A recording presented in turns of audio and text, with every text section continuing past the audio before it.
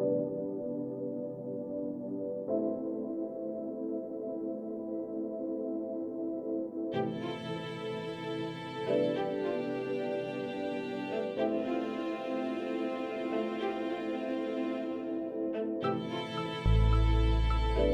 everybody, welcome to another episode with the Plugs. Chris and Marshall here today. Say what's up, Marshall. Hey, what's up? What's going on, folks?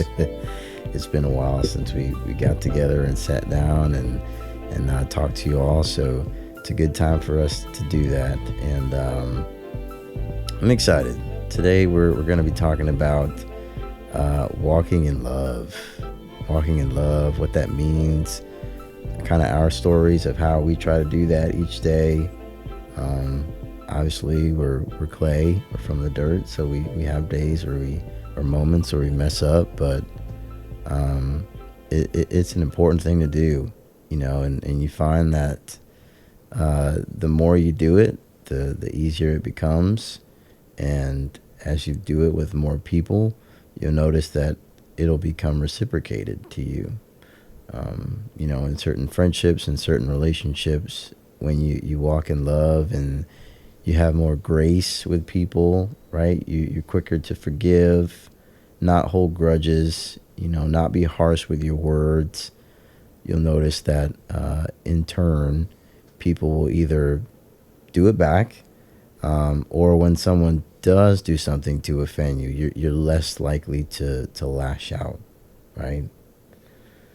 I kind of know you were going through some similar talking points this week, Marshall, even at work too, right? Just Yeah. So I'm a recruiter for a living. Someone that calls up folks that have applied to a job, and I was speaking to the team, and I says, "Hey, the best advice I can give you on the phone is to have grace and forgiveness for the person." I tell you.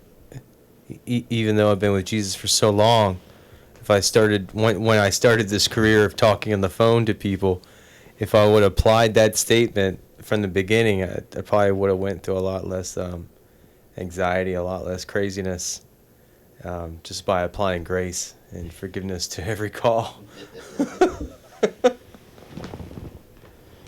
Yeah, it's not easy to do when you first start. Any phone job. Yeah, no.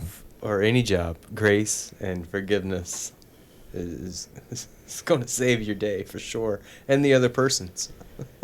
Right? Because I'm sure you encounter a lot of interesting people when you call on a stranger. Absolutely. I mean, I was thinking of a call today. This guy says, "Hey, my car's not leaving the driveway for $12 an hour." It was hilarious. Okay. But you just, no matter what the situation. Yeah. Who cares about what the person's going through? That's not really what it's about. What it's about is always having grace and always having forgiveness and always working through love. Yeah. No, absolutely. I mean, maybe they're just purely being mean. Who cares? Have grace. Yeah. Forgiveness. Even in your own family too, right? Like you might have a family member that's just like the sour one in the bunch. They've always got an attitude, always grouchy. They always complain, and everything. They're just always a victim, right? You still have to love that person. Yeah. Even internally, you feel like, ugh. No, I'm going to see that person today. You just got to fight through those feelings and still find a way to love that person and to show them that they are loved, because maybe that's one of the reasons why they're struggling so much. Yeah. And I think the best way to understand any of this that we're speaking about right now is just to think about when someone loved you and you're going through one of your toughest times, or maybe you feel like you made the worst mistake ever, and someone just didn't really, make that a point. They just loved you through it and didn't really give you a reason. They just loved you through it and gave you grace. And yeah, I've got scripture from Ephesians. That's something I've been reading the past couple days. Ephesians 5, verse 2 says, "And walk in love as Christ loved us and gave himself up for us, a fragrant offering and sacrifice to God. Then it reminds me of the other verse. I'm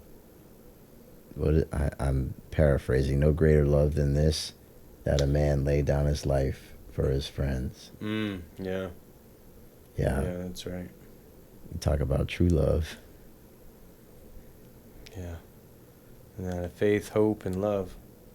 Greatest of all three is love. Mm-hmm. Or if you're going to do something, you'd rather do it with love or not do it at all. Yeah. I can't remember the address of that scripture, but yeah, it mentions a lot of different things. It's like, if I do this prophetic thing or I do this other thing, if I'm not doing it out of love, there's really no point of doing it at all. Yeah.